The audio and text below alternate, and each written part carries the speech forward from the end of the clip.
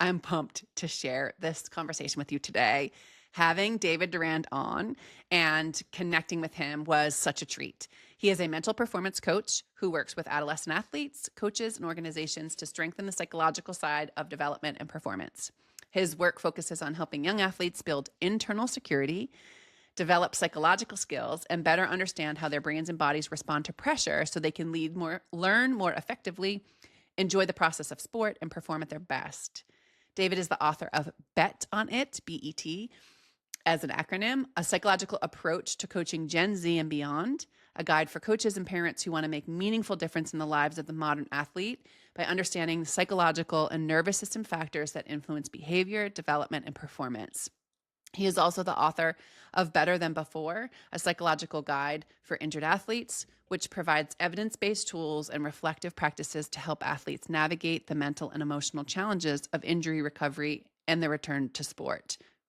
This, honestly, I was so energized by this conversation. I was flying after it. I was so excited to connect with someone who is speaking a similar language and doing similar work in terms of helping empower through education of this beautiful, complex, dynamic human body that we have.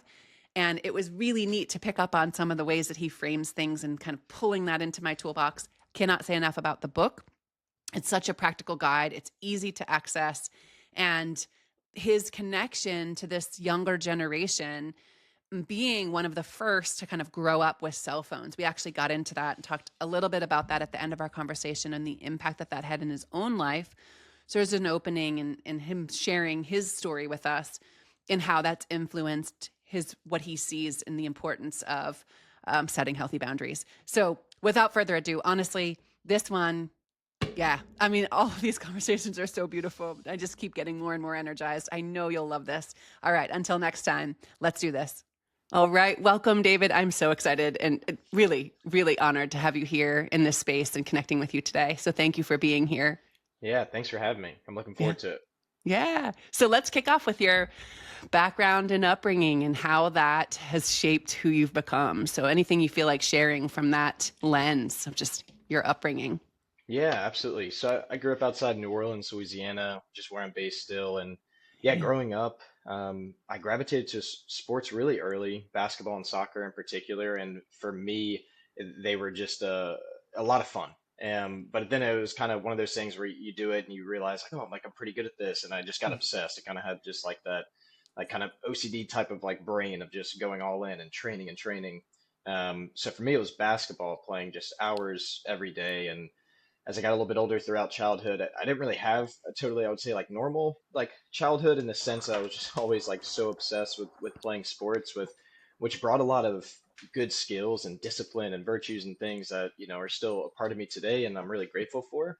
But there's a double-edged sword there, and I found out as I got a little bit older, towards kind of adolescence, middle school, became like just very perfectionistic and like type Mm. A, and put so much pressure on myself, like way too much, and internalized that pressure, and it just built and built.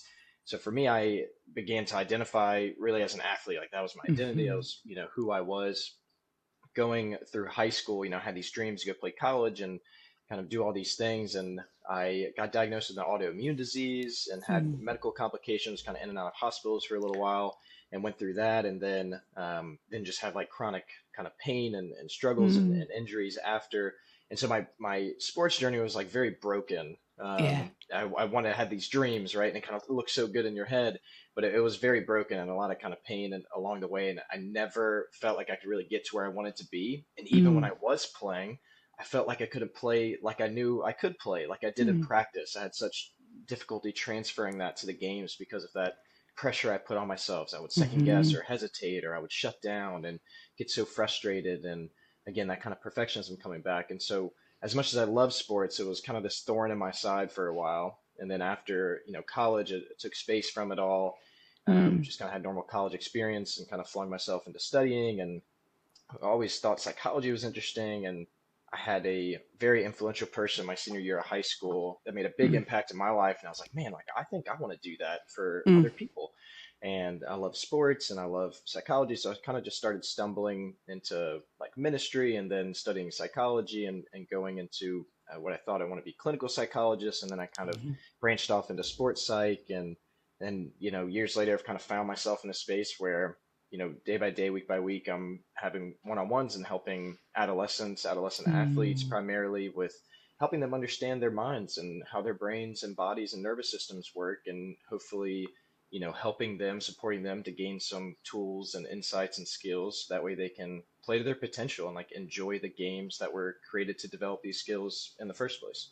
Yeah. Thank you for sharing, just soaking it all in. And this giving back, the adolescent athlete, I really feel like that's literally on my notes in preparation for today. I'm like, that's really want to like spend a ton of time in exploring what you've learned along the way and the work that you're doing. And when you think back to your own journey, speaking to parents, right? The name of the podcast in this container. And I also know that coaches are listening who don't have kids. And I also know that athletes are in the backseat listening too, right? Sure. So when you think back to your journey, what do you know now that maybe like if so for a parent listening and they're going, oh my gosh, you're describing kind of what my kid, like where my kid's at. Like I'm seeing that they're not like they're working so hard. And even then maybe the coach is saying they're training so hard, but it's not translating. What do you wish you had, and not necessarily yourself known, but the people around you could have maybe mirrored to Yeah. you at that time when you look back at your journey? That's a great question. And I like to start by saying it's a tough job, right? Like, Yes. better than anybody, all these parents know. And so whenever I begin to answer these things, I don't want to be dismissive or come across dismissive in any way, because Mm, I tell parents now, I think the hardest job right now is to be a teenager, mm, and specifically a teenage girl. And I think the second hardest job is to be a parent of a teenager. I think yeah. specifically moms, if you have daughters, I think that's even extra tough, navigating the landscape of today. And so obviously a very difficult job, also a very meaningful one, Hmm. enriching one. And I think for my journey, I put so much pressure on myself. And so having a more supportive and like encouraging, I guess, environment, not that that wasn't there in aspects, but there's a key thing that I really hone in on in my practice, my work with adolescents, and that's Mm, um, demands, internal demands. When we hear these yeah. phrases of like, I have to, I need to, I should, I'm supposed to, and demands, they conjure up, it kind of, they motivate us and they move us out of like fear, right? Like Mm, we get scared, and we put this pressure on us, and there's a reason we're wired this way, and it's really beneficial for things that are life or death, like to yeah. keep us safe.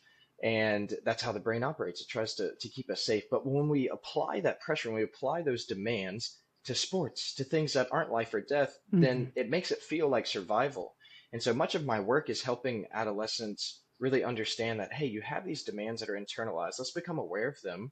Let's Mm, challenge them, and then let's shift them into what's called desires, into what you really want to do and like why you begin to play. Because we can either play from this posture of defensiveness and I'm mm, afraid to make a mistake, or I'm afraid of what people think about me, or I'm embarrassing myself, where you have mm, a lot to lose, and you feel constricted, and so then you mm, can't think broadly and you can't act broadly and perform well, or even have fun doing it. mm. Or you can play from this place of security, of kind of more internal strength, just like a child before they're self-conscious. They're just running freely, right? They care more about the juice box after than the actual outcome of the game, right? So Because, true. but there's something so freeing about that. Just they're wide-eyed and they're just going. There's no Hmm. hesitation. There's no second guessing. There's no, how does this uniform feel, on my body? Is it too tight? Like it's freedom and it's Yeah. unhinged. And I think if, we all experience this as people and as athletes, like golf's like the ultimate example. I just like mess around sometimes with brothers into it. But like when you mess up a shot really badly and you just get like so angry and you just drop another ball and you're like, screw it. Like, and you just go, and it's like the best swing of your life. It's like so free and so unhinged. And then you beat yourself up. You're like, why can't I do that the first time? Totally. But like are full of that, where we get in our own way, and Hmm. then we kind of just get to this point out of either maybe anger, or maybe hopefully out of like desire and joy of just like, hey, like, let's just let's do this in a Mm. different way. And it's very freeing. And so for me, I wish that there's maybe more of this knowledge of like kind of demands, because we don't realize Yeah. the language that we use a lot of times, especially as parents, and how that shapes the internal world of the children that we're raising, Hmm. or the athletes that we're coaching, or the people that we have relationships with. And so understanding the power of language, and um, yeah, and with that, there's the content, right, of what we're saying, but also how we're saying it, The the tone. tone and Hmm. timing and all of those factors as well. I'm sure we can get into, but the demands, I think, are a big one, because I was full of so many demands, and I really didn't need to be. Yeah. And I wish that that was a bit different, but I'm glad I'm, in the space that I am now. Yeah. No, thank you for sharing that. All of this resonates so much. And and we first connected, it's like, and then I will give your book many shout outs because I think Oh, well. it's you do such a fantastic job. I'll talk about this and drop this in the show notes, and I know that we're going to get into this in a little bit, but this idea of like painting the picture of what you're talking about in terms of survival and brain basics that I feel like all of us should know, not just like Hmm.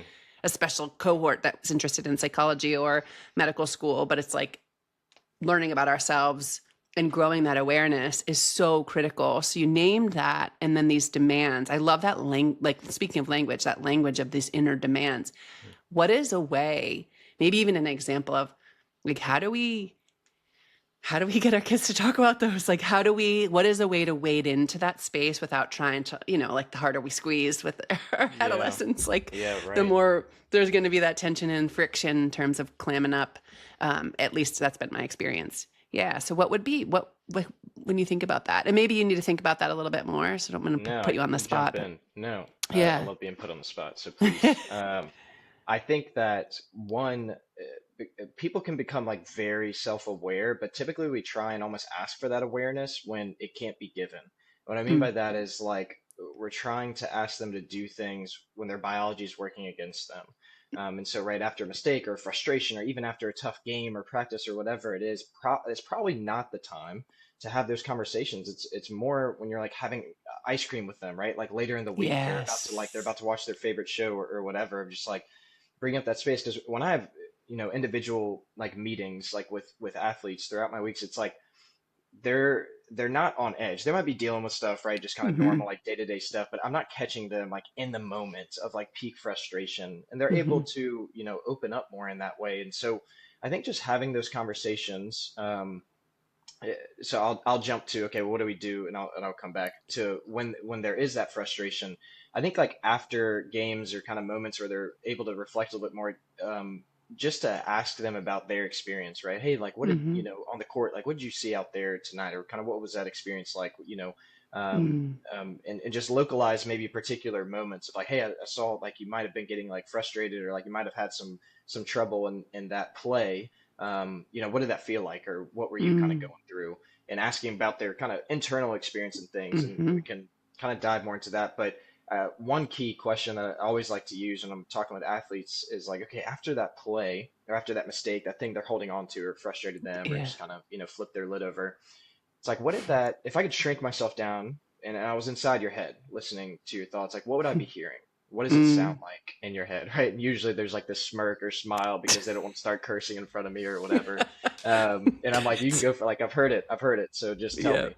And Mm. so, just even what does that sound like in your head? Because it Hmm. helps them to recognize like their thoughts are their thoughts. It's not truth, right? It's not even them intentionally saying this most of the time. It's just their Yes. thoughts, right? Their brain is kind of conjuring up for one reason or another. And so it helps normalize that experience of like, you don't have to hide those things. I want to go to those places with you. So I think that's a good question.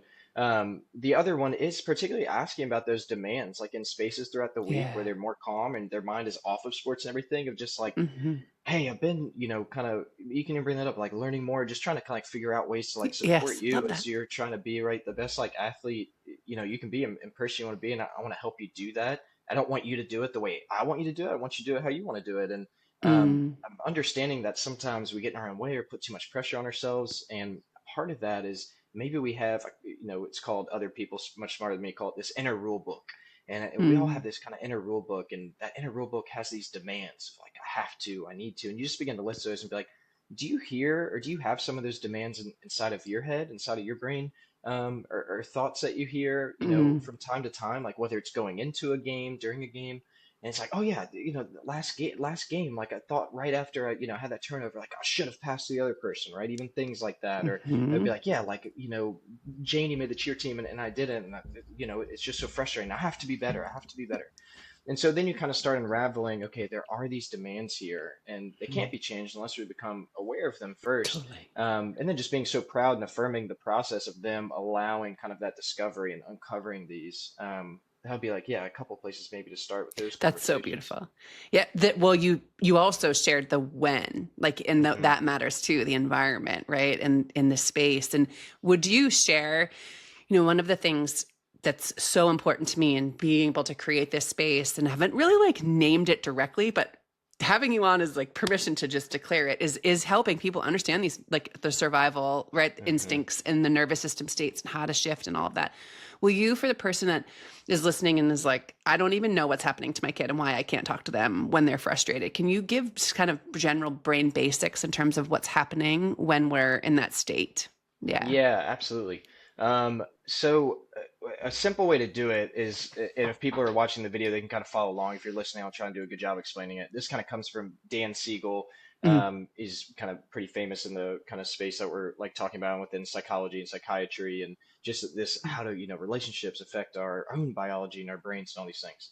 He puts it very simply in kind of the hand model of the brain. So if you hold your mm, maybe right hand up, and what you do is you tuck your thumb into your palm while keeping your fingers up.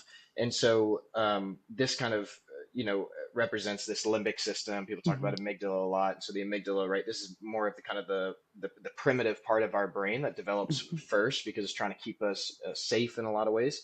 And again, this is very like simplified kind of Yeah. model. It's much more complex than this, but just for the sake of framework. And then your four fingers kind of represent the outer brain, like the cortex, which is like higher level kind of functioning and thinking, Mm, problem solving, reflection, um, decision making. And we fold that over the thumb, and then that's our brain. That's a hand model of the brain. And so it kind of sits in our skull like this. And so what happens a lot of times is that we have, things that stress us out, that get those mm, emotions going, whether some anxiety, some fear, and things like this. And this part of the brain, it really starts heating up. mm, And then it kind of gets to a point, maybe it's like one huge moment in a game that means so much to you that it doesn't go your way, or maybe it's a bunch mm, of little moments of like frustration that mm. get built up. And this bottom part of where, a lot of those emotional kind of centers are, like our stress and our fear, anxiety, these things, it really starts to heat up. And what happens when it gets too hot is we flip our lid. And so we become disconnected in our brain where the top part, the cortex, where we can like have rational conversations and make sense to our parents and, kind of be in control, it becomes disconnected. We flip Mm, our lid. And so the outer part of our brain, that's more, we would relate to like adults and their mhm. functioning. And we just become kind of that primitive bottom part of just like frustration, emotion, and we don't have that control because our lid is flipped. And so then the question is, okay, well, how do we get more connected? How do we have a connected, integrated brain? And we can talk about that. But I think that model Yeah. just allows us to see, okay, like it is biological. This is like Yeah. what's happening in their brains. But then also the way that their brains are still developing and Mhm, wiring. And so they are much, much, much more vulnerable, mm, especially adolescents, right? Children, yes, of course, but even adolescents, much, much more vulnerable to flipping their lids. mm, And especially in kind of the polyvagal space, they usually say, like Deb Dana says this of like, it's not that they're unwilling or like unmotivated, they might be mm, biologically unable. Because when we work with kids or work with adolescents, we see this difference between their internal and their external. They may come mhm, across as like, oh, they're just going through the motions. They don't even care. I pay all this money for them to do club sports, right? And they don't even work hard or like mm, whatever the complaints are. And it's like those observations may be valid.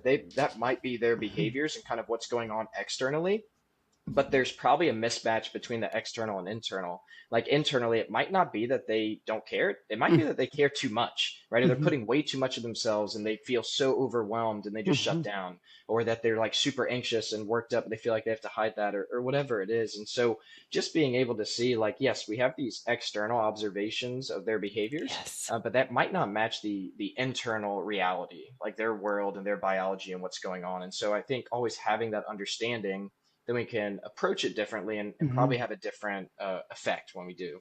Totally. Oh my gosh, so many places. I feel like we might have to have you back on. I'm already anticipating. I'm writing little notes to explore things more deeply with you. So coming to the place of the brain, I love that model. And the way I use a program Go Zen. I don't know if you're familiar Hmm. with that, where like they talk about till and whittle, like in Oh yeah. basic terms of the amygdala and prefrontal cortex. but truly like blood flow's lost right to the Hmm. prefrontal cortex, which takes that offline. So the idea of like calm down or relax or what are you thinking in that moment is just it's going to end up in dead ends. And in fact, it's been my experience, especially as somebody's trying to like in that moment and their brain is actually like those automatic negative thoughts get going, going, going, going. And then all of a sudden it's like, we're not doing we're not helping them. We're not moving through. We're just sort of spinning in Yeah. this place when we're trying to process and think things through when that part of the brain isn't online. Yeah. So I Yes. love, that model. So yes. And then the piece about behavior. So this is kind of pulling me onto this path of exploration.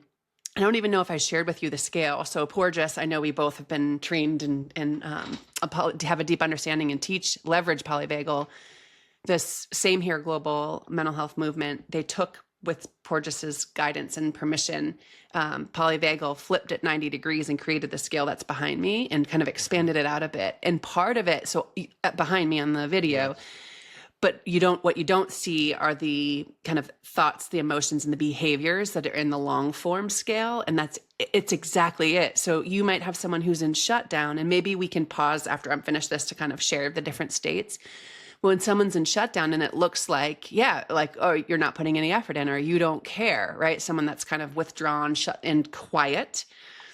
Or we might think that they're actually in a better place than somebody who's really high, right? And the sympathetic toward the top end who is maybe outwardly expressing anger. And so that idea of pausing and getting curious, like what's happening in the inner world and not making the assumptions, that's like running away with story, but bringing it back to this biology. Like I just, that's such a beautiful permission for us to all just pause and say, hold on, wait, what are the assumptions that I'm making about my kids? And what is under the surface? If the behavior is this kind of window into their inner world, what's actually happening in there? Yeah. So just wanted, Right. just kind of reinforcing and sharing what comes up as you share. It's so Yeah. powerful. Yeah. Absolutely. And I think even to go kind of back to the brain for a minute and to connect it all, it's like that kind of that hand model of the brain, Mhm. right? He says like Dan Siegel says, right, the upstairs brain and the downstairs brain to Yes. put like simply. Hmm. But what happens when we flip our lid, exactly like you said, right? We're losing oxygen and connection. Our brain's disconnected. And it's not Hmm. online. But what is online? It's the bottom of the brain. And so it doesn't make too much sense to do a top-down approach, meaning like you're Hmm. trying to appeal to the upstairs brain of like, hey, calm down, right? Just like talk Yeah. to yourself in this way. That can be helpful, but it's helpful when the brain's connected and that's able to act in that way again. And so Yes. what comes to mind, right, is the bottom-up approach of like kind of Mhm. through the body, and we talk about the vagus nerve, of like through the body, sending these Yes. messages up to the brain that's going to register in that lower part, the downstairs brain, of like, hey, we're safe, we're Yeah. It's okay, not we're life or here, death. right? It's not life or Hmm. death. Like we are okay. And this Yeah. is a moment, and it's grounding, right? And so I think we'll get to tools and techniques in a little bit, I'm sure, but having that first and then allowing it to cool off, which allows that upstairs brain to reconnect. And now that the brain Yes. is whole again, and we can use some other modalities and kind of bring it more into that kind of that cognitive space. But Hmm. I think that's a lot of it. And emotions too, right? It's like it's information through our body. I talk about how it's like an internal notification system, just like we Hmm. get notifications on the device. It's like our notification system inside of our brains and our bodies. And so those emotions, right, they carry a lot of meaning and a lot of Yeah. messages, and how we interpret that and process that and Hmm. integrate that is so important. And we get to help, with that as parents and coaches. And so yes, it's kind of okay, upstairs brain, downstairs brain. Okay, we're going to figure out some ways to kind of use our body to calm it down, and then also, Hmm. some things we can use our mind for to be able to, make it more connected and, bolster some resilience. But Hmm. before all of that is yes, this understanding of what mode am I in? What mode is this Yeah. athlete in? What mode is my kid in? Hmm. And polyvagal, yeah, they have a lot of that language, and I kind of shifted the language a little bit and kind of asked, Deb before I had done that of like, okay, can I use these words to kind of put Yes. simply, and even just to kind of go through that of like we want to be in this connection mode, Connection. and the Hmm. connection, right, is when we're connected to each other, connected to ourselves, and connected to what we're doing. And when we're Hmm. in that connection mode, we have the full range of our nervous system, and our nervous system is such a beautiful thing. It's so complex and mysterious and capable and powerful. And within that nervous system, we have that gas pedal and we have Hmm. that brake pedal, because there's times where we need to go, go, go. It's competition time. Let's go. And Hmm. there's times where we need to relax and think and reflect and just Hmm. like, breathe and be able to compose ourselves. And so we need the gas and the brake pedal. And when we're in connection mode, we have access to both. We can use both. We're flexible, we're understanding, Yes, the flexible. we're, in the zone. Mhm. However, dysregulation inevitably happens. It's not a question of if, but when, because Mhm. that's life and that's reality and that's dang sure right. Competition, like it's going to dysregulate us. It's going to push us to a place where we're not such in control of ourselves, and that's why Mhm. we play games, is to develop those skills in those times. And so, competition is going to dysregulate us in a way, and what that means is we typically, the flow goes into action mode. And Action. action Mhm. mode, right, is when it's fight or flight. That's when you get stuck on the gas pedal. It's go, go, go. It's more anxious energy. It's more chaotic. It's more overwhelmed, overthinking, all these things. And if we stay too long, just like when you're driving a car, and if you are stuck on the gas pedal, one of two things is going to happen. You're either going to get in a wreck or you're going to eventually run out of gas. And that's what happens to our brains and bodies. We either just completely shut down, just shut down mode, because we run out of gas, or we get in a wreck, right? Like something, it Mhm. kind of blows up in a relationship or in sports, you make these Mhm. mistakes and it kind of, you end up wrecking, and performance is worse, functioning is worse. And so that's kind of this, flow of, yes, we want to be in connection mode, but inevitably we will be dysregulated and we'll go Mhm. into action mode, and we'll probably even find ourselves in shutdown mode at times. But Mhm. how it's not about getting dysregulated, it's about finding our way back home, finding our way back to connection mode, Mhm. strengthening that relationship, that tie to connection mode, so that way we're not as easily dysregulated, in the future. Yes. And so that's kind of the layout, yeah, of the framework. I love that. And that just lays the ground, the path right toward bet. But you got to tell the Hmm. story first because I think it's hysterical.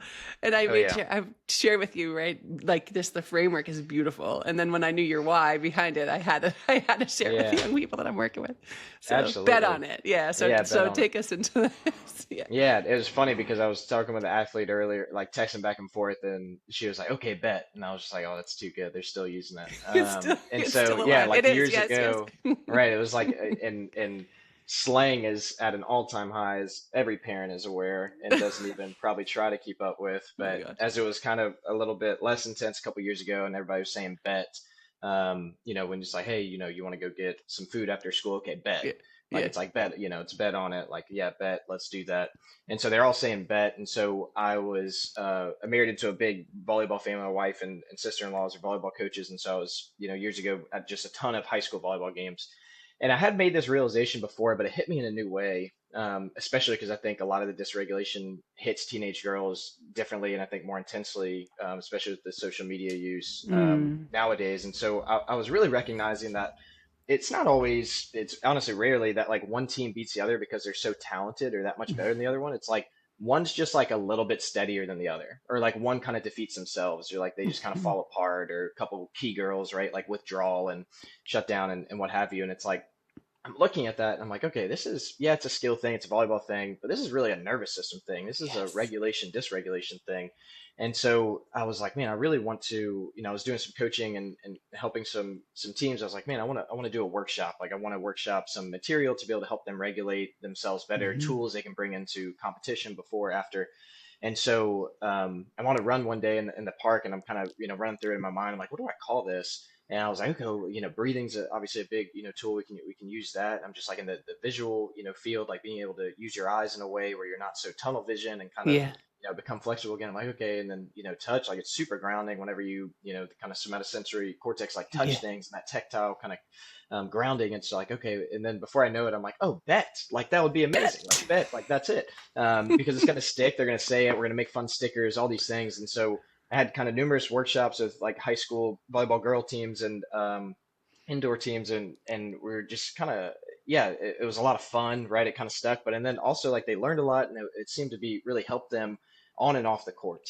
And Mm. in other things too, and a lot of athletes take these strategies to use it for maybe like their test anxiety, right, or just relationships, kind of social Life. things, right? Exactly, Totally. life. Hmm. And so it was really cool. And then after those workshops, I was like, oh man, and like other coaches were like, okay, yeah, how do I kind of implement this throughout the season or whatnot? And I'm kind of an artist at heart, and so I love to write. And so I was like, okay, I just started kind of like writing, And before long, kind of was like compiling enough. I was like, man, I should just like kind of put this in a book. It'll be good for Are coaches. these your It'll be good pictures for then? parents. Did you draw What's these? that? I Are did they not. your? So I Oh, am okay. artistic, but I'm artistic with words. If I Okay, were to draw the got you. pictures, you would not want to Sorry. read the book, I don't Sam. mean I to promise interrupt you. you. I just got very No, as a excited. dear friend Yeah. of mine, Yeah. Elizabeth, she's an incredibly gifted artist, and so partnered with her, and she was like, "Yeah, I'd love to do the illustrations," which was great. Yeah. And so, and that kind of adds a fun flavor to it as well. And so, I think it was, yeah, several kind of months down the road, then I was like, okay, sweet, I have enough here to I can kind of put this together and Yeah. put it out there and hopefully connect with people along the way. And it's niche, right? It's like, okay, it's polyvagal, Hmm. like it's this or that. It's not right for everyone, but I think the parents and the coaches that are interested in like going to those places or like really Yes. want to understand modern athletes and Yes. their brains and some maybe tools to help them or just for them themselves, like the parents or coaches not to feel so outlandish or like freakish and dealing with their own Yes. struggles. I think it can be really validating. So anyway, that was kind of the story of how it got started, how it kind of came together. Yeah, and I think I would love to explore them, all three of them, like the BET.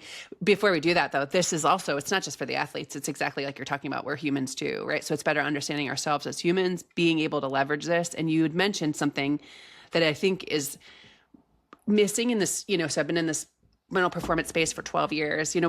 Athlete before that, like working with high school, then coaching, and it's like the space has made this third piece of training the physical, training the technical, training the mental. It's making, like, we've made progress. However, one of the areas that I see is just kind of missing the mark is we're providing these top down tools, and they're on TikTok, they're picking them up, right? Where like you're getting these messages, but then when they go to use them, it's like not working because the brain's not online. So they're missing Yeah. that bottom up regulation first, the soothing. So Yep. that then, like, well, what's wrong with me? Like, it adds to the demands of like, how come it's not working for me?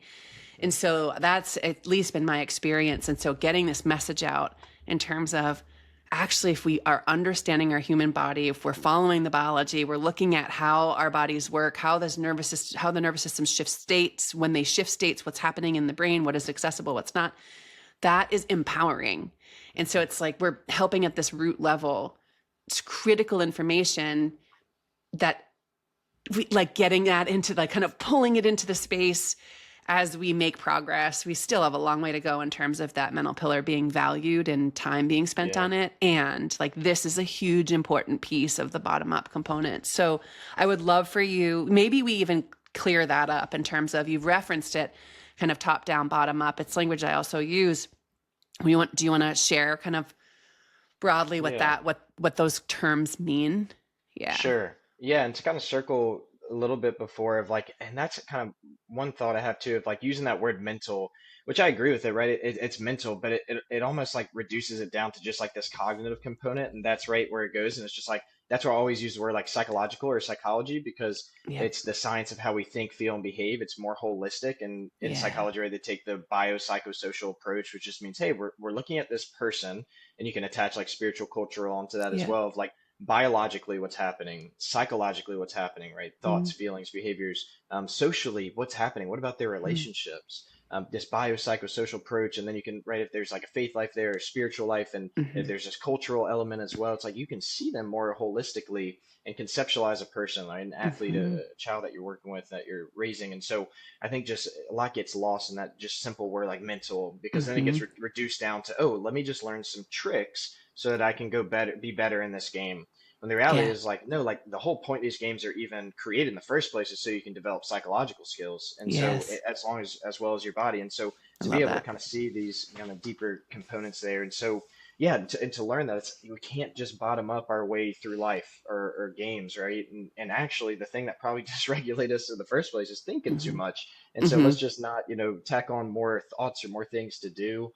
Um, I was working with a lot of athletes. I kind of maybe have worked with people prior to me or whatnot. Like a lot of times in the mental performance space in sports psychology, Mhm. like they kind of come to me with all these like tools and things, and they try and implement in the moment. And that itself is like overwhelming them, Yeah. right? Rather than just kind of this understanding of who they are and like really focusing on their identity and like this relationship Yes. with themselves and kind of starting from what I call the inside out. Mhm. And so I think that that language, mental rather than like psychological or something, bigger is I love that important. But shift. Yeah. And yeah. then you said not we can't bottom up our way through life. Did you mean top Oh, down? sorry. Top down. Okay, I My just want to catch apology. that. Yeah, no, it's a Yeah, good. yeah, I yeah. just want to make sure yeah. So top down, meaning thinking our Hmm. way through. And so when we talk about top down, it's kind of like, how would you define that? So it's like using, right, trying to access the thinking Yeah. brain and communicating from brain down to body versus Right. using the body. Like, it is so interesting. We say mental, but really like, it's like cutting, like our head's not separate from our bodies. Exactly. It's like this. Right, exactly. Yeah, Yeah. it's a highway. And in my own experience, just like personal tangent here, in my own healing journey, I was doing a lot of, after my daughter's open heart surgery and like the trauma and that experience, trying to heal from that, I did just CBT, like talk Hmm. therapy. And I felt like something was stuck in my body. I was still, getting triggered. And it was so frustrating for me until I found my way into like this whole new world of somatic experiencing and nervous system states. And it was like the door that it opened for this integration and Hmm. connection between mind and body that allowed me to feel whole, right? So this idea of we're not just up here, right? When we're talking about this shifting language from mental to psychological, thinking of the whole human, our entirety of our body, and actually the vagal nerve, right? The information, the afferent pathways, right? When talking Hmm. about like information that the brain is taking in versus pulling down toward the body, that was a staggering stat for me too. That 80% of the messaging is Yeah. coming up from the body. Yeah. Yeah. Yeah. So yeah, And the anything you other want to add? yeah, and the other stat is like the parasympathetic, the brake pedal of our nervous system, like 75% of the fibers are, housed in the vagus nerve. And so it's Yeah. just like that is so much power of your brake pedal in your nervous system that is Yeah. there.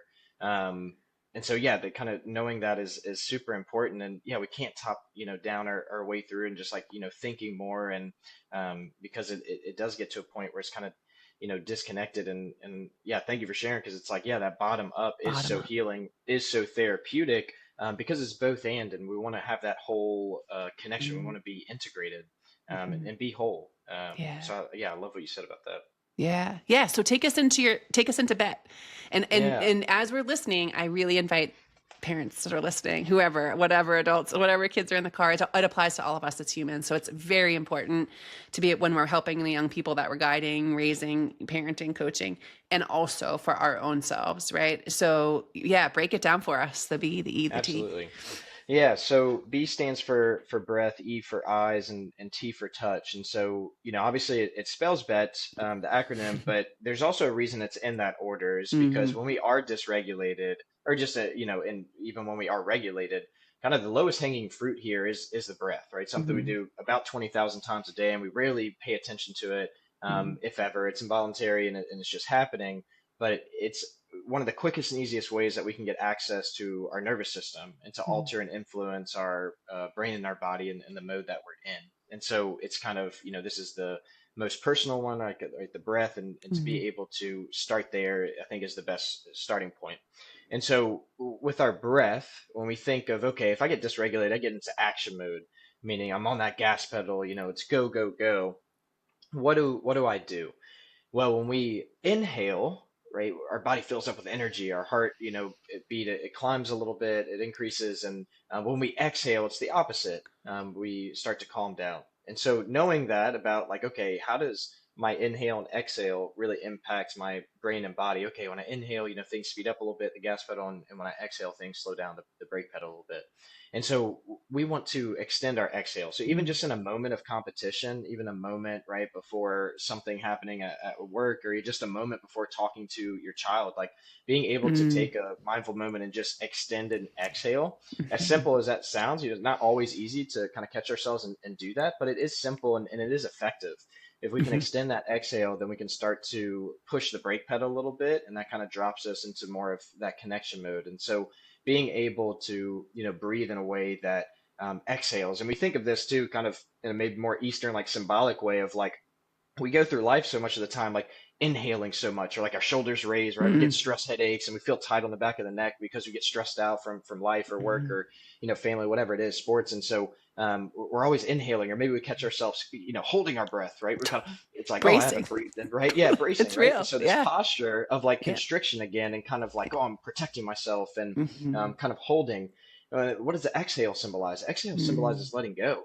Mm. and freedom and like some exposure and some vulnerability. And yeah, that's scary, but it's also maybe not as scary as we think it might be. And it's very powerful too to be able to exhale. And so, yeah, there are times where we do need to probably brace a little bit, or we do need to kind of grab Mm. hold of things, be a little bit tighter and firmer. But there's also a lot of times where we need to let go and we need to Yeah. open up. And so I think the inhale and exhale, kind of that natural rhythm of our breathing, really teaches us that.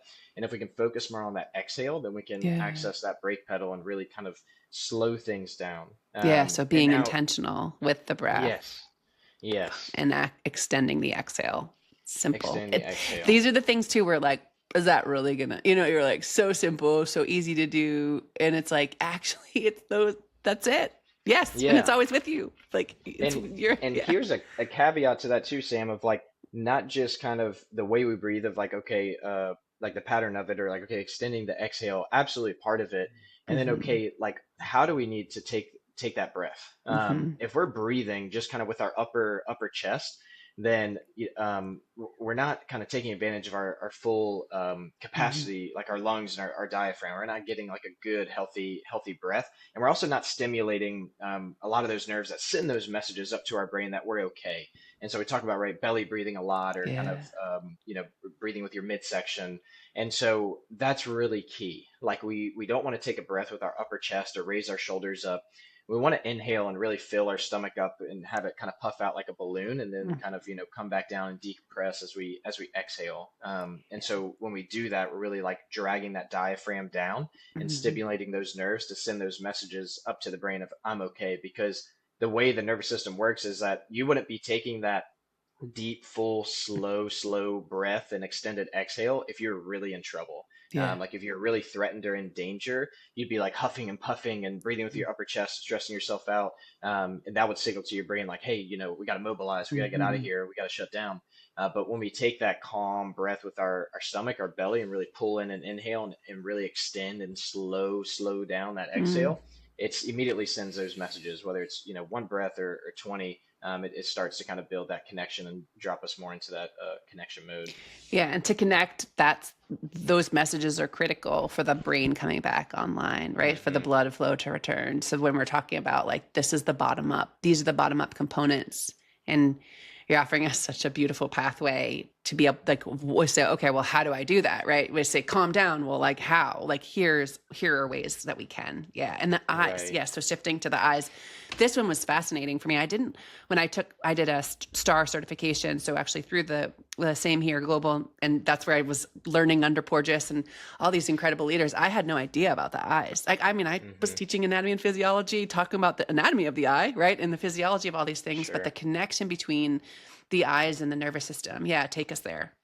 Right. And so, yeah, anytime we become really like stressed, which happens all the times with athletes in competition, um, we lose our peripheral vision Mm-hmm. because we get that tunnel vision. And so everything becomes constricted. And that happens internally and externally. And so internally, like our mind becomes more constricted. We can't think as like creatively Mm-hmm. or broadly. And then also like our visual field literally constricts. And so we kind of have these blinders on. Our vision on the field or court isn't as good. There's not as many right possibilities in our mind because things are so constricted because we get stressed, and then our vision system shifts into that mode.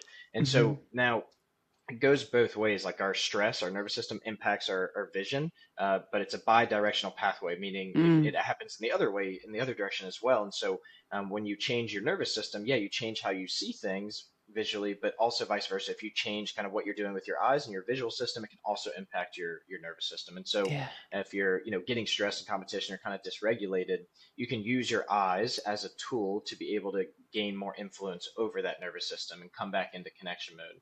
And one way you can do that is if things become constricted, then what do I want to do? I want to broaden them out. And Mm-hmm. so activating that peripheral vision, or, landscape vision, panoramic vision, there's different names for it. Huberman talks about it a lot in his work and podcasts and in his lab, but softening the eyes, because when we're in Mm-hmm. that tunnel vision, right, we're so constricted, we're really tense. Maybe our eyebrows are like furrowed or kind of pinched in and we're just locked in and it's an intense stare. What we want to do is even just taking a moment, even if you're in competition or on the sidelines or before or after, just being able to like pick something in the distance that you're focusing on, maybe head height, and just Mm, kind of looking out in the distance. And as you're focusing on that one thing, holding your eyes there, but noticing things in the mm, periphery at the very, very top of your vision, the very bottom, and to each side. And just as you're spending a second, just softening your eyes. Don't stare or glare. Just allow it mm. to be soft. Allow your eyes to soften, kind of your forehead and muscles around your eyes to relax. And what Yes. that does is it starts to engage that parasympathetic, that brake pedal, and starts to allow us to calm down again. And now Yes. we have a little bit more flexibility with our vision, but also with our nervous system, which is important, right? Athletes, they need to focus. Yeah, we need to focus hard on things, Hmm. and draw your attention to maybe like really small things in the environment, but you also need to be broad. You need to see the bigger picture and understand what's going on in the game. And so the key again is that connection mode where we have that flexibility, Mm. gas and brake pedal, and we don't just get stuck on one. So Yes. anytime the visual system gets taken over, and dysregulation, that's a tool. We can use another one. If it's all right, just kind of tack Oh, yeah. on. It's not necessarily in the book, but it goes along with the science of Ellen Langer's kind of the mother of like mindfulness, and famous psychologist in America, and she talks a lot about like newness, like right, you kind of get in this Mm. more mindful mode when you're like trying to seek something that's novel. And so I call it like noticing newness. And so if you use your eyes to notice something new in the environment, so like a Mm. baseball pitcher, like notice a new mark on the ball, right? Or like a new mark maybe on the glove that you're throwing into, or like something in the dirt, or soccer player like noticing the grass, like, oh, that patch of grass looks a little bit different. Yeah. And that sounds kind of silly. It's like, I'm supposed to be like locked in, and, I'm supposed to be competing in X, Y, and Z. But if we're dysregulated and constricted, what this does is it moves us from that kind of psychological space where we're like afraid to lose and Yeah. fear of failure and constriction into openness and exploratory and seeking and playful. It changes the mode of our brain and our nervous system, and then allows us to kind of open up our visual field because we're seeking with our eyes, we're exploring the environment, trying to notice something new. And that brings us into more positive than the negative space. And Yeah. so I really like that tool as well. I love that. I'm just this. I'm gonna out myself as a parent listening. Like when I am dysregulated, my vision locks in on all the messes in my house, the Oh clutter. yeah. Like literally, as you were talking, I'm like, oh my gosh, that totally like that tunnel vision, and all I can see, and it will take something like and it literally through my visual field, so stepping outside and looking at the trees Mhm. expanding, and then I come back in and it's like the house looks totally, Yeah. it's not been Yeah. Yeah. cleaned or It's a decluttered, miracle. it just looks so different. The lens has shifted because the state that we're in it, yeah, so the way that we're seeing things shifts based on what's happening inside. Yeah, that idea. And this one was shared it with, share as much as I can, kind of dripping tools to my kids, and was doing a workshop with my daughter's hockey team, and was sharing with them the visual one and the eye movements. And so Hmm. she's like, when she's on the bench, she'll use her stick to go Oh, nice. to, Yeah, the virgins prox- exercises. yeah, Yeah. distal, proximal, right? So focusing. And so the big picture here is your breath is always with you, and it's a powerful Hmm. tool to help shift your internal state, which allows for higher levels of performance, right? Access to Yeah. flow state. Same thing with your eyes. So breath, so the B, then the eye movement. And Hmm. there's all different ways that you can utilize your eyes to send those signals. And then the T, yeah, Right. touch.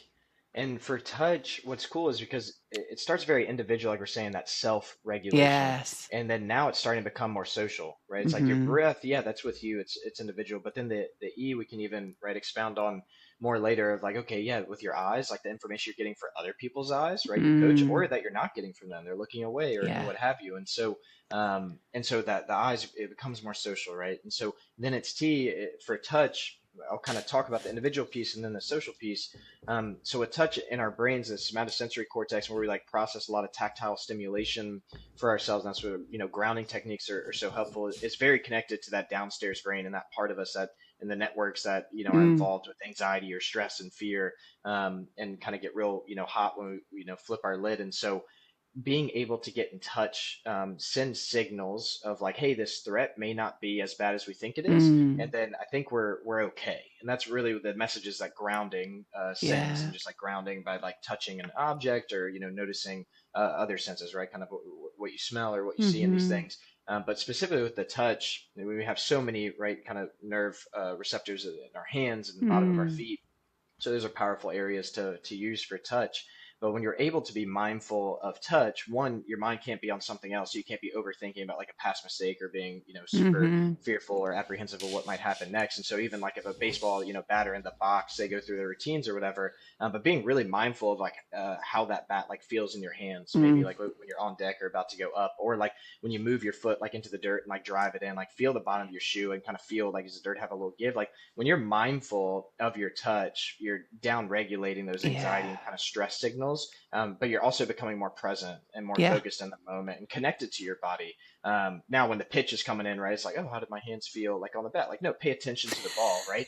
But these are good tools to use in the moment, so you're in this connection mode before the play like Set it happens or up. like right Yeah. before, Yeah. right? Set yourself up, and so I think that's really helpful. And then it's like, okay, this isn't just individual, right? Touch is, especially the power of touch, evolved for the social element as well, Mm. and so it's such an important tool used appropriately and effectively in the context Yeah. of social situations and teammates, right? Like even like volleyball is the biggest one, like girls volleyball indoor, like it's Yeah. just so much contact and huddle between, every single play. And I love that. And it could be such a tool if used appropriately and effectively, like can do so much good. And one interesting thing, and why is that? I think it really it signals belonging, right? And like Mm. togetherness. And it really means something when it's done intentionally. And a cool study done last year, the year before, NCAA women's basketball, they, analyzed a lot of free throw shooting, and they saw that um, when there was touch in between the free throws, uh, they were more likely to make the second free throw if they missed the first one. Oh, I thought that wow. was, man, that's really interesting. And I So, would expect that to be true, like right. knowing this, but it was really cool that it showed an effect only when they missed the first one. And it's like, oh man, that's awesome because after a mistake, what are you probably going to do? You're Yeah. thinking about that mistake, right? Beating yourself up or like something, but it draws you out of yourself. Yeah. And they've shown this too of like the physical touch, it shuts down the default mode network, which typically it's called like the Yes. my fault network, where you're just like, oh, it's my fault, right? Blaming yourself, whatever, caught in your head. Yeah. It brings you out of yourself. It shuts that down, and you become attentive to the present moment again, because you become connected to the environment through somebody else, and you're like, oh, okay, we're here, we're doing this. Yeah. Life moves on. And so I love that kind of physical touch and that belonging that it signals. Another cool one is the difference between like a low five and a high five, of showing like the cortisol, kind of that stress hormone, it drops after a high five and less so after a low five. Why is When that, my right? Because a low five's so like sneaky and you're just trying to like be, I, subtle with it. But up here, it's like there's no hiding that. It's does like, hey, know I'm how with you, we're together. this so when my husband found out the science behind that, now he'll just go, come on, and I'll Yeah, be high like, fives up whoa. here. High five. I'm so curious. What are your thoughts on sports where they wear, like, will it still have the same impact because of the skin contact on sports where they're completely like covered up? So like hockey, right? With their hockey, all the Sure. stuff that's on their bodies. Do you think it still has the same? That would be an interesting study. I wouldn't Yeah, think so. I think it still can alter like the psychological state because you're still the connection. communicating that Yeah, message, right? But the eyes. Yeah, physical touch and the nerve receptors aren't having that same yeah, sensations. And so those messages are probably going to be dampened down, or the messages maybe are more top down than yeah. bottom up. And so I think that it would be different. And yeah, there's so many factors, right? Like So eye gloves off, contact girls. when you're doing it, right? Yeah, Yeah, exactly. Take I'm the getting gloves off. my I get a little bit of time with my twins. I'm sure by the time that this episode airs, they'll have already played, but they're headed to nationals, and so I get to do a Nice. little bit of fun connection stuff. But I'm gonna say when That's you're on the awesome. bench, Oh gloves yeah. off, Take the give high gloves off. fives that way. Yeah. Yeah. And So they'll have fun. yeah, that's so, well, this just so powerful. And one of the things that popped, and I'm looking at our time and how much time we have left together, and so there's two kind of big topics that I'd love to explore with you. So maybe we have you back for a second part if you're up Cool. for it. But Oh yeah. this first one, you've referenced it a couple of different times throughout in terms of if I'm a parent and my kid's in an environment, like you referenced the eye contact that's there or not there, right? So like silent treatment or the fear that's in the environment. So when our kids are in, the impact of our kids being in an environment, I say like when the soil's not so fertile, right? When that's unhealthy soil, it's really hard for them to bloom. So what do we need to be paying attention to? I know it's kind of broad strokes, but just that where it's like, actually, this is you're railing against your child's nervous system. It's going to be really hard for them to actually thrive in this environment. What are we looking Yeah. for? Yeah. Yeah, I would What can like we share to with kind of parents? circle back to, I guess I'll kind of highlight one thing and then go to another, but we're talking about, especially in like the research, right? They use the word climate, right? Like the Mm-hmm. parenting climate or the coaching climate. Yeah. And so kind of the landscape and the climate of those environments. And when it's Yeah. not so fertile, it's typically, unhealthy because maybe it's really focused on, right? Like they call it like an ego involved. It's really focused on like, their worth coming from their performance, Yeah. right? Or like these labels and these kind of different pressures or demands. That would be a big one, the demands. But shifting that into kind of the task involved. So focusing on right the process and the Mm-hmm. task and kind of the framework I use a lot of is, and I know you do as well, just like those values, Mm-hmm. like right who you are does not come from what you do, but it's Mm-hmm. the opposite of like what you do comes from who you are. And so what is the starting place there? Are we Mm-hmm. trying to use the things around us to kind of fill this void Mm-hmm. on the inside, like that insecurity we have inside of all of us? Are we trying to like earn respect and validation? Are we trying to garner our self-image and our status to try and fill that void? Or are we starting Yeah. from the inside out, where it's like I am this person, Mm-hmm. I am this person that's courageous, I'm this person that is compassionate, I'm this person that's Mm-hmm. caring, I'm this person that's sensitive, I'm this person, this is who I am. And from there, I'm going to move out and like express that and live that out and push those boundaries and see how I can grow and what I can discover. And so I'm always, interested in like, what is the starting point? Because even Mm-hmm. in unhealthy environments, I think if we can help kids, right, if it's one of those environments, right, that you're like, hey, we're gonna be here, and it's not unhealthy to the point where you need to remove them, Yeah, I think that's right, the then tricky part is to know yeah, that's that. the It's tricky like part. this idea of, yes, so because, you could have this kind of like quick hand of get them out of there. That's not okay. And in that way, they're not learning how to Hmm. build capacity and navigate the world. And so this inside out work, and also this like what becomes too much, I guess, for the kid Yeah, when they're in an environment where that climate, to use your language, or I would say like that soil yeah. is just not healthy. Yeah. Do you want to speak to that? And if not, that's totally okay too. Yeah, I know I'm putting Sure. No, I think like, it's different, right? It depends on like the age and where they are, right? mm, In their own journey. Like an 8 or 9 year old, probably not, but 12, 13, 14 year old, like maybe they can kind of handle it, or 16, 17 year old, yeah, like yeah. they can handle a lot more, just kind of depending on where their journey and in the kind of polyvagal where they say like, stretch, not stress. And so, yeah, are Mm, they being asked to stretch, or is this like stressing them and like overloading their system? I love that. Because Stretch, if just it's, pausing there. Yeah. yeah, Stretch versus stress, like, or stretch, not stress. That, right. yeah, yeah, yeah. Because then There's, it's like that adaptive response. So you're going to get growth and healing from that, just like muscles when you work them out. But if that like right. stress becomes just like chronic and overloading, then you're getting just that negative effect, and it's tearing things down Yeah. and Yep. going in Yeah. the reverse direction. Yeah. And then in speaking, just kind of transitioning to the adolescent girl, and you write and you speak to it in your book just about social media. And I know, there's a lot of talk about that lately. And there's now some data, like we've, not that Hmm.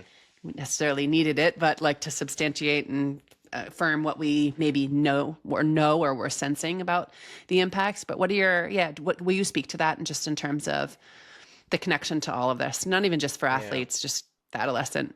Yeah. I'm in an interesting position, and kind of, why I wrote this book in the first place, because I'm on the cusp of Gen Z. And so I was Yeah. like really the guinea pig of like growing up with social media. And I think I can talk to the parents and connect with them, but also the athletes. Yeah. And a lot of these parents, right, they didn't have these things growing up. And it's Hmm. a totally different landscape and climate now, due to the right social media and other factors. And so I think that it's interesting because for me, I'll share kind of this story of like, I told y'all like I love Ray basketball. I was like obsessed. It was everything in my life. Sophomore year, like warming up for like a varsity game, I had gotten an Instagram like a week prior or whatever.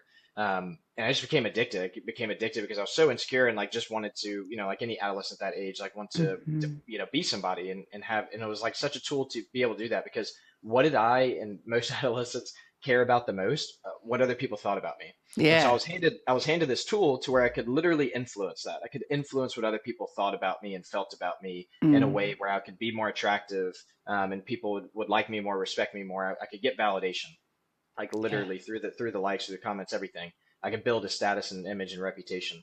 Hmm. And so, wouldn't have left basketball for anything. But I remember leaving warm-ups to check if like some girl I had a crush on, like the post that I Yeah. had made like the night previous at like a party or whatever.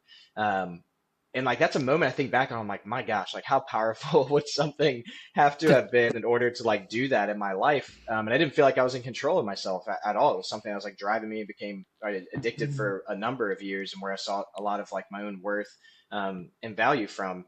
And mm, so, it's interesting. It's like that tool is tough for anybody to navigate, as I'm sure you can like testify mhm. to, as like, fully grown like adult and mother and Totally. business Yeah. owner and all these things. It's like, okay, where do there's a lot of gray area, but much less to hand to somebody whose brain is not able to process and handle that Mhm. information, or deal with that tool in an effective way. And what they care about the most is how other people perceive them, and Mhm. this is a tool for them to influence that and to kind of control that to some degree. And so yeah, it's tricky territory. I'm had my own kind of personal experiences, and I try and educate a lot about it, and try and at least have people like athletes I work with have them go through experiences where they don't have it, whether it's kind of fasting from it or Yeah. not using it for a time, because a lot of them, they don't know life without it. Yeah. And if they knew that there was another option and they experienced that, then now they know, and they can, their choice kind of, their choices open up. But Yeah. There's so many layers to that in terms of the, just the way like this, it's a normal part of development, right? To be attuning to peers. What do they think, right? All of that. And then you yeah, couple the like our like just ancestrally, like our evolution and how we're wired. And so then yeah, that makes so much sense that this is like, I just haven't heard it used in that, the language used in that way of like, I could build this, like I have hmm, control, I have agency over this, what I'm going to put out in the world to be able to extract this social validation. And how yeah, addicting that can become, not to mention the design of the notifications and the oh yeah, the quick videos and all of the things. So it's like all of these pieces. So you in there, you said fasting from it, so time away from it. Yeah, what else would you suggest as in terms of as parents? Maybe I think I can clean too that we have alternative phones. I've not My kids have not had social media on their, they had to be 12 before they got it's not a flip phone, but something sure, similar, right? It looks normal. And then the oldest is about to be 16. And so she has Instagram on my phone that she'll check. She's away. She'll check it once or twice a week. Um, but even in that space, like oh she's yeah, 15, almost 16, it's like very interesting, so we, even talking about it, again, that's like the top down thing. So like, this is where I feel like we could totally deeply explore. Do they biologically, like, are we able to even have these conversations with them in a logical, rational way where they could have this tool versus the tool just kind of hitting those like that, yeah, you know, the old brain basically taking over no matter what we're saying up here. Yeah. I don't even know if that yeah. makes sense, but like, are No, we it setting them up does. for disaster? Like either way, no Yeah. matter how much education we have about it. Yeah, I am on the doomsday side. I think yes. And I have a lot of reasons for that, my own experiences and everything. But yeah, that's Yeah. the reality. Is like you can absolutely have, quality conversations about it. But like you said, like they go into a different mode when it's there. Yeah. And we know that like phones in general, apart from social media, just the presence of phone, right? Just That the does phone. like Yeah. right decreases our cognitive Yeah. capacity, even if it's in the room, like face down. And Yeah. so like, what if it's face up in front of a person whose brain isn't fully developed, and the thing they care about the most is what other people think about them, and they have a tool to be And able my to peers. influence that, Yeah. right? It's like in my Yeah. peers. And so it's like, okay, they want to be somebody, and they're in a stage of their life where they feel so powerless and so many things are out of their control, and their consciousness is being exploded, self and social consciousness. They're Yeah. becoming aware of so much, and they're overwhelmed. And it's like a lot, right? Biologically, psychologically, socially, all the Mhm. dimensions. And then so yeah, if you hand them this tool, it's like I would grasp at that. I did grasp at that because it's like I Yeah. felt like I could be somebody. I felt control for the first time in my life, and Hmm. it was like it was so nice, and it was so fun and Yeah. so exciting. But at the end of the day, like it is addictive, and it Hmm. becomes an addiction because we become dependent on it, and then it's like a way for us to identify ourselves in a way. We become dependent on it and don't develop the skills or the identity that there's a lot of opportunity costs there. And so I think that until they're much So what older. would you recommend? Just, yeah, if you're speaking directly to parents, like of all, yeah, all ages in terms of, so young ones that don't have phones yet, you're saying what? I'm saying Don't do don't let them have social media for girls at least after like 16 or 17, it. Hmm. depending. But I would say junior senior year of high school, Yeah. maybe. I mean, I would personally say never, but just being realistic to talking Yeah. to the parents and what I have said.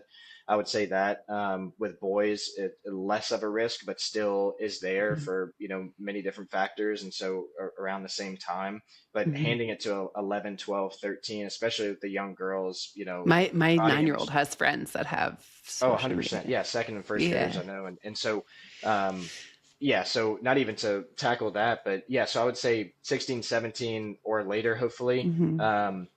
But then if they're already using it, which a lot are, right?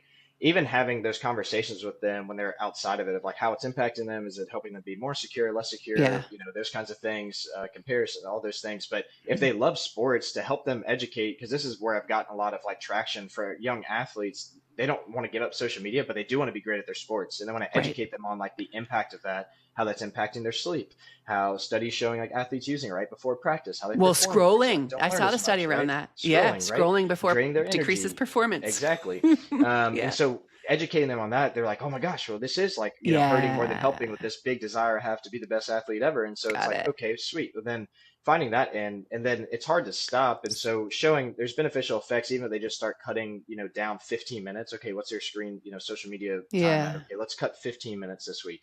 And then the next week, more 15 and being able to help them just kind of, whittle it down or yeah, do a complete fast for 24 hours and then talk about it, kind of what was And the see how effects, it just feels. experiences where they're like Yeah. able to now judge of like, oh yeah, this does not help me, it hurts me, but I feel like I need it in order to have friends, right? Or in order Yeah. to get along with life, whatever it is. But even just starting to kind of broaden their minds to the possibility of life without it, or just even to consider using it differently.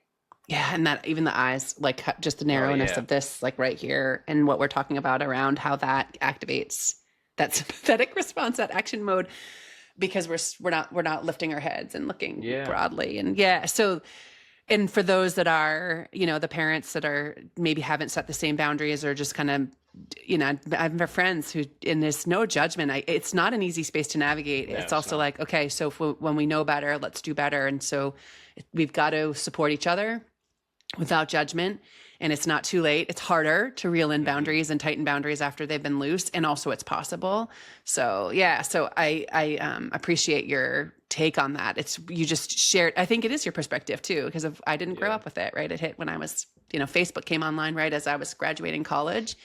And then the cell phone my first, for me as a mom, like my first child, there was no smartphone, or it had come out, but I didn't have one yet. And then it was like interesting to just see how that impacted even as a young mom, like with hmm the smartphone availability versus when I had my first baby without one. So anyways, I know we're tangenting on that and I'm no, looking at it's the it. time. There's so much.